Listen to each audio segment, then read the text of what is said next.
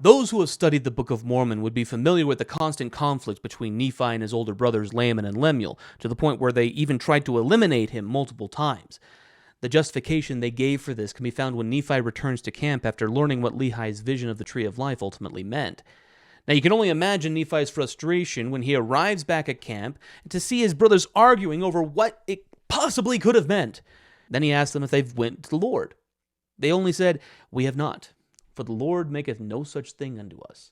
After Nephi explains what it all means and straight up says the wicked are rejected, they say, "Thou hast declared unto us hard things, more than we are able to bear."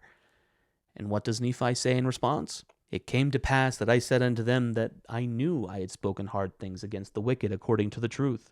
And the righteous have I justified, and testified that they should be lifted up at the last day.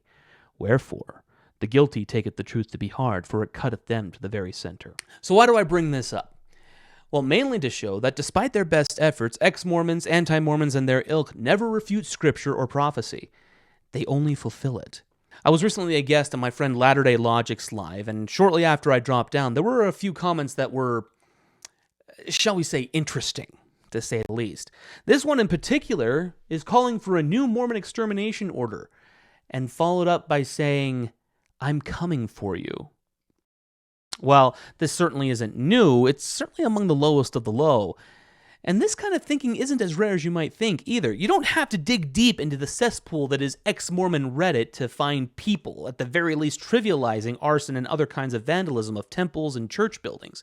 You don't even have to go through ex-Mormon TikTok very far to find lives of people trivializing and suggesting this very same thing. Is it any wonder why we're seeing an increase in these kinds of attacks in recent years? Now, I highly doubt this will be the last time comments like this will be directed at me, Logic, or any other pro-LDS creator on this app, especially those who unapologetically stand up to the bullies who lie and blatantly misrepresent the Church of Jesus Christ of Latter-day Saints, its history, and its doctrines.